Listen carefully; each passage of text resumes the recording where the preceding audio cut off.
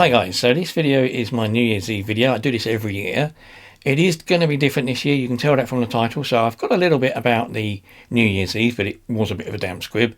But I've then added in this year my top things of the year. So all the things I've seen over the last year through 2025, things I've reviewed, things I've featured in the vlogs and the videos, and also things that you might not have seen me do, but things I've talked about or things I've seen and eaten and stuff during the year as it is.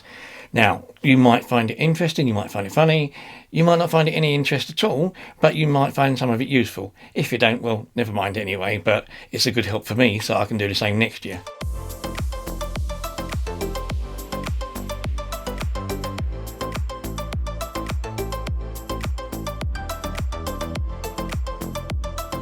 It is New Year's Eve, it is absolutely bloody freezing, and I am when we always am.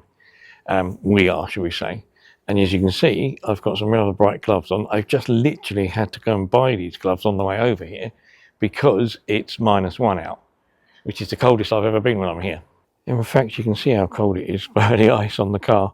There doesn't seem to be an awful lot of people like there has been in the past. It was raining, I think, last time, wasn't it, nearly? So it's a bit odd that there's not as many people as you'd expect to be. Obviously, I would like to be somewhere else. I would like to be somewhere with somebody I love and somebody I can care for and hold hands and cuddle and kiss on New Year's Eve. But, you know, that's not happening, so I'm here. Oh, it's nearly there. I'm sure we're nearly there.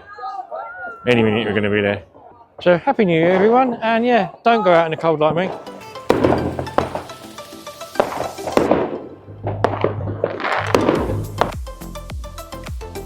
So that was New Year's. New Year's, as I said, a bit of a damp squib. It's always a bit of a shame not going there with anybody, and it's always a bit of a shame that there doesn't seem to be much going on now. So that's that done that way. So lists. I've got the lists on here. So I'll go through the things on this list. There may be a second place in some of them, and there'll be a first sort of a top thing of the year that I've had. So I'm going to start at the beginning with watch reviews, of course. Now, I only bought about 5 watches in 25, which is not a lot for me, to be perfectly honest with you. So one of the watches I like most, second place watch I've got, is the Ice Leclerc watch, which is sort of black and the green with camo. Really like that. Got that quite recently. That's a really nice, stylish watch. Want to get some more of them. The watch I have put at my top watch of the year is the watch I really wanted the most, the watch I've been wanting for quite a while since they came out, never got around to getting one, and that's this, the Casio. It's a clear version, which is even better, because I quite like the look of the Casio in any format. The clear one, I thought, oh, that's really nice, so I've given that my top watch of the year. I will get more watches for 26. I've already got one at the beginning of the year already, I haven't reviewed yet. One of the other things that I review in my videos, which you've seen, is fragrances. I did a fragrance review earlier this year, and I've been a couple of other bits during the year. As always with fragrances, there was a new Eros, which I really like, the new in the gym, but I like all the Eros fragrances, so that's not sort of specific to this year. The one I've given second is the Moschino Toy Pearl. Now that's, again, it's not a new fragrance as such, but it's new to me. I really liked it. It's got a great smell, it's very floral, and it's got a really, really nice bottle, although I didn't buy it for the bottle alone. The best fragrance I tried this year was the Acqua di Parma Zafferano. That's a really, really nice, luxurious fragrance, and by far better than any others I've had so far this year. Really like that, really enjoy wearing that. So another top thing is going to be cars. I do a lot of car photography during the year, and I see things when I'm out and about. But a lot of the cars I see quite often, I see regularly at these shows. This year I've seen a couple that I don't always see. First was a Merc 280 SL, nice blue one. I hadn't seen it before in any other years. Saw it a couple of times this year, one with the roof on, one with the roof off. Very nice car, lovely bloke owns it, really nice to talk to. But the top car I'm going to go for this year is a Mazda MX-5 in pink. It's just a really, really nice build. This girl spent a lot of time doing the interior, all the stickers, the decals, and I've seen it in a lot of places. Seen it probably most of the shows I've been to, so I've seen it 5 or 6 times in the year. I really, really like what she's done with that. I think it's brilliant, really, really cool. I will add also to that, though, a top bike for the year, which is unusual. I went to a couple of bike shows, and I see bikes at the car shows as well. But I also saw a bike, this beautiful white and pink Yamaha, done all by herself. This girl owns this bike, she's done all this, she bought it, and the colours you see it in now are non-standard, so she's done all this to it. Actually, her dad was a lot more proud of it than she was. I met her dad, and Dad was going on about it and telling everybody how wonderful this bike is that his daughter's done. and then spoke to her for quite a time. I've seen her a couple of times. I saw her at the Margate Meltdown, and I also saw her at the B-Road Bikes, which is where I took them pictures of the bike. She has got trouble with her knees. She can't ride them that easily, but she spent a lot of time doing it, and there's a lot more she wanted to do to it, and she's really proud of it, and I think it's really, really cool. So I've done a few gadget reviews this year, and gadgets, all of which I like, to be fair. Nothing is really that dud. I will get to one in a moment. But the RGB light behind me, worth a mention. The RGB Viltrox, really good light, really useful. I use it in lots of scenarios. It's not my top gadget. The arcade box with 33,000 games. Now, this would be my top gadget of the year were it not for the thing that is the top gadget. Small box, wireless controllers. I think it's fantastic. Watch the review. It's a great, great box. I love it. It's really, really good. Definitely would have been top were it not for my top item of the year, which is my iMac. The M1 green iMac. Which again, there's a video of that right at the beginning of the year. I got it really early in the year, but it's really, really, really is my top gadget. Now, it's not a gadget I'd buy every single year. This will be one, and it will be for a few years. It's only new to me. It's not a brand new machine, but it was still fairly expensive, about 700 odd quid. But it's really, really useful, and I really needed it. It allows me to have the latest operating system, so I can do all the latest stuff, get the latest software. It's a lot more powerful than previous machines I've had because it's a silicon Mac, and it's got a nicer 4.5K 21.5-inch screen. Downsides to it was I lost Photoshop. So after 4 decades of using Photoshop, I didn't want to buy or subscribe to a newer version. So I've lost Photoshop and Lightroom. There's some programs that I use instead, stuff I do. So Pixelmator's quite good. Apple Photos AI stuff's really good in the thing that they include with it. And I'm also getting Affinity Photo because at the end of the year, Affinity Photo became free and it does everything I would want in Photoshop. The basics, the layers, all the stuff that I know from Photoshop over, I said, 4 decades, I can use in Affinity, and Affinity's free. So it's really, really good. I'm keeping with that, and I'm very happy with the Mac. The worst gadget of the year, as I said I was going to talk about one, this is the gadget I bought from the computer fair. It's an absolute pile of junk. Totally useless, terrible thing. Don't go to computer fairs because they sell you a load of crap. I wouldn't bother. Now I'll come to game of the year. The game of the year is quite straightforward. I haven't really picked any seconds or thirds in this one. It's just Mario Kart World on the Nintendo Switch 2. It's changed the game a lot of Mario World. It's opened up a world where you can drive anywhere you like, but the actual gameplay itself, you've got to drive between courses, which is really cool. So you have a course that you race on, but you drive to the course through another set of racing scenarios.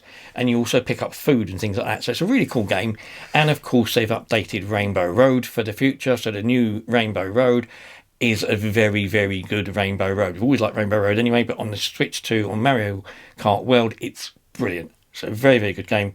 The only game I really wanted to mention. There is a real world game, and that's from Real World Sports. The Emma Raducanu Arena Sabalenka tennis match at Wimbledon was a great match. They got very, very close, very tight game.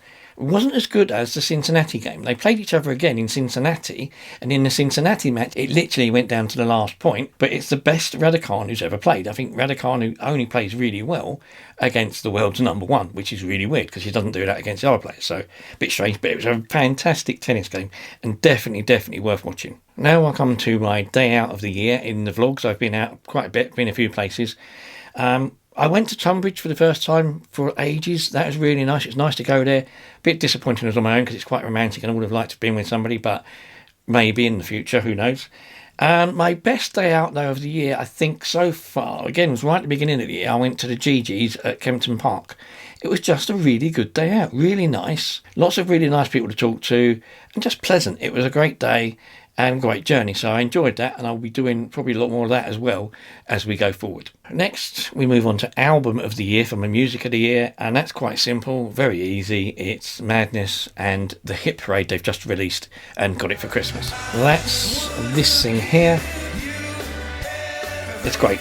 2 CDs, all the hits, and yeah, brilliant. I will listen to that. If I do go out anywhere else, I'm going to listen to that in the car. Brilliant album. When I go out, obviously I need to wear clothes, so clothes is the next one on the list, top clothes of the year. I did buy some new clothes from Debenhams, mainly Boohoo Man stuff. It was on some really good offers, so I bought a couple of pairs of shorts and a shirt and a pair of jeans.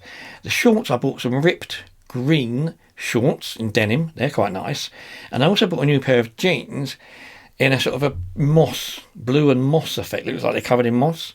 Very long, needed a lot of adjustment, very, very baggy. But I found them really comfortable, really nice, and they're really warm, so I quite like them. Now, you know me with shoes. I only bought 3 pairs of Vans this year. And the top pair of shoes that I bought this year was the Vans with the panda on.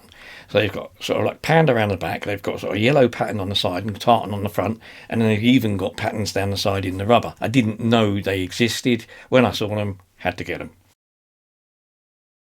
Also, whilst I'm out, have food, obviously. So my top food of the year. Now, this doesn't include the food I cook myself. I always cook a lot myself, and there's a lot of stuff I really enjoy and different things I've tried this year. But when I've been out, I do occasionally pop into places. I went to Beefeater, which is a really nice Beefeater in Maidstone. When I went there, it was really nice. The meal was really good and good value.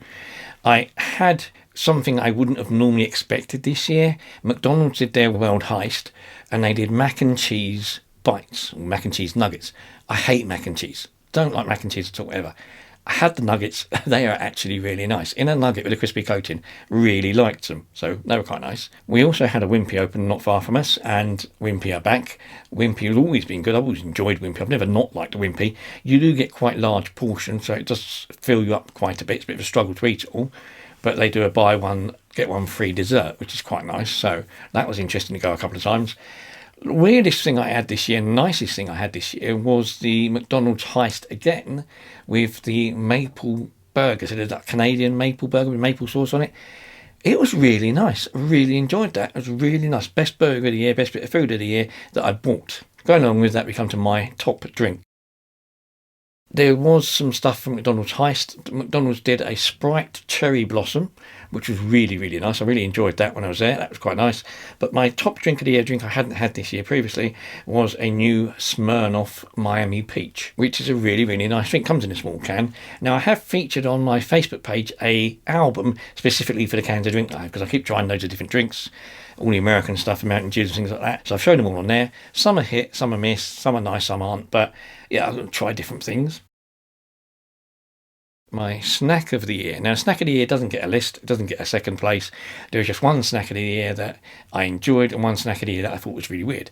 The really weird one was the Jaffa cakes with hot honey. Initially, when you try them, you think, oh, that's quite nice. And then after you've eaten it, you get an aftertaste of the honey, which burns your mouth. But my top snack of the year, again, very weird one you wouldn't normally expect. Doritos gingerbread flavour. Doritos actually did a gingerbread flavour, Doritos triangles, and they sort of taste, they have the definite Doritos, sort of plain Doritos flavour. You can taste that in it, but you can also taste gingerbread. And to be fair, they were actually really nice. I didn't think I would like that at all. And it was sort of, quite middling, quite nice. It's enjoyable. It was not as nasty as it sounds. Okay, so we're now coming down to the final part of this list. And I'm going to go TV first. TV shows I've watched this year. I mainly watch a lot of YouTube. I watch a lot of crime shows and I watch quizzes. Crime shows, sort of a bit of mix of everything. So I'm not really much going to go into that. I did watch Shetland this year. I was a little bit disappointed with the ending. It wasn't as good as it could have been. I thought that was going to be better. And of course, I watched the last ever series of Stranger Things. There are mixed views on what people think of the finale. I thought the whole series 5 was okay, actually. It did explain a lot. And yeah, that's a shame that that's finished. That's gone now. But hopefully something will come along that will replace that. YouTube-wise, I've probably watched mainly a lot of Doug DeMuro this year. And his car reviews, just loads of stuff I've watched from him. Probably more than anything, I think, so far this year, strangely enough. It's unusual. So my top films of this year, I know I've watched over 50 films. They're not films that I've seen previously. I've probably watched hundreds of films this year because there's lots of films on TV that I've already seen once before that I will watch again when they come on. But films I've seen this year, there's been a lot of big releases. There's things like Mission Impossible, the last ever one, Beetlejuice 2, both of which was a bit, I'll watch them anyway, especially the Mission Impossible, but it wasn't a dramatic and as wonderful as I thought it would be. Beetlejuice 2 was much the same. I wasn't overly impressed, but I didn't mind it. I'd watch it again. Tron Ares. I'm a Tron fan. I really like the previous Tron films. I watched it. It's a watchable film. If you're a Tron fan, it's a good film. I probably wouldn't rate it as good as the last Disney film that they did. So it's still a good film, but it could have been better. Could have been a lot better. Same goes for things like Megan 2. Megan 2.0 was a good film. I enjoyed it. It was a funny film. It wasn't as good as the first one. The first one was a really cool film. had a bit of an edge to it. The second one, you sort of knew where it's going. They made it into a comedy. It's still a good film, still worth watching, but not enough to make my top list. Same also goes for Five Nights at Freddy's 2. Five Nights at Freddy's, the first film was really cool. The second film, if you're a Five Nights at Freddy's player, then obviously you really love it. I'm not. It's still a good film. I still enjoyed it, and you can still see where they're going to go, because obviously they're going to do more of those now. I do have a top 5 list of films. Now, the top 5, fifth is a joint place for 2 films. One was The Astronaut, which I really enjoyed. The Astronaut, bit of an out there film, bit different. And the other one was Companion. And Companion, again, also a bit of an out there, but a good film. I enjoyed it, worth watching.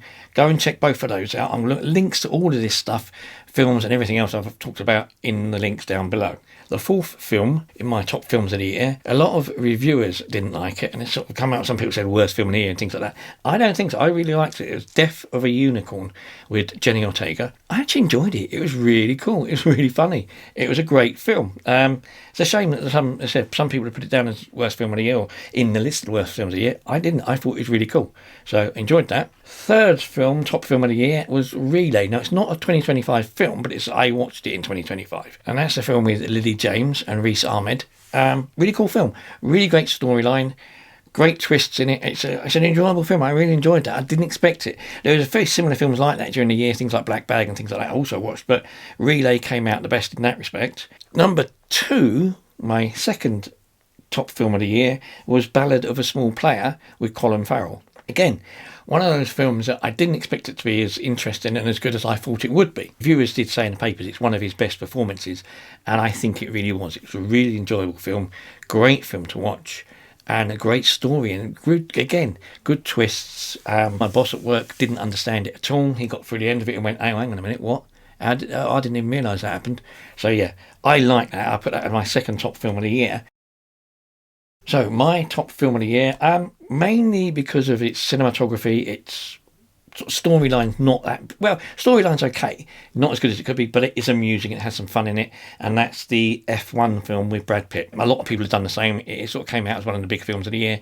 There was lots of big releases during the year, but that came out as probably one of the better films. I think my top film of the year definitely was F1. I like Formula 1 anyway, although I don't watch much of it now because it's a bit of a procession, but the film was really good. It had some really funny moments, some really clever bits in it.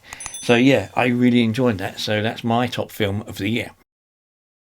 Final mention to little silly things of the year, top silly things of the year. One of those top silly things of the year was, I say one of, these. Little Pac-Man came out of a machine when I went away on holiday. The kids ended up with about 20 of these in total. I've ended up with just blue, purple and green. Yep. Quite funny. They're stress balls really, but they look really cool. And Jack. I bought Jack at Halloween. It was sat in the car for a couple of months. I really, really think it's really cool. So yeah, bit daft, but I love it. So that's going to go on the shelf, or is going on the shelf somewhere when I get around to doing some of the other stuff with the Lego maybe. Now, I will do something like this again in 12 months' time. Hopefully, you might enjoy that as well. Who knows? But anyway, thanks for watching and have a happy new year. And here's looking forward to 2026.